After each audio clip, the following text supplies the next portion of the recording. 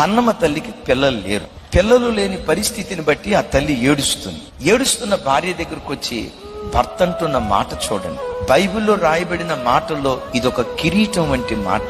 భార్య దగ్గరకు వచ్చి అంటాడు, అన్న ఎందుకు ఏడుస్తున్నావు? పిల్లలు లేరని. ఎప్పుడైనా నీకు పిల్లలు లేరని గాని, నువ్వు గుడ్రాలువని గాని, నీకు పిల్లలు పుట్టలేదని గాని ఎప్పుడైనా ఒక మాట అన్నానా? గుండెల మీద పెట్టుకుని భార్యతో ఒక మాట అంటాడు, అయినా కుమారులు లేరని ఏడుస్తున్నావు. 10 మంది కుమారుల కంటే నేను నీకు శ్రేష్టమైన వాణ్ణి కానా అంటాడు. భర్త తన భార్యతో ఎవరితో పోల్చుకొని మాట్లాడుతున్నాడు? నేను నీకు 10 మంది కుమారులకు సమానం. అంటే నేను అంటానండి, భార్యతో ఉన్న బంధాన్ని కుమారుడితో ఉన్న బంధానితో పోల్చుకోగలడా? అంటే 10 మంది కుమారులు ఒక తల్లికి ఎంత ధైర్యం ఇస్తారో ఒక భర్త తన భార్యకి అంత ధైర్యం ఇచ్చాడు.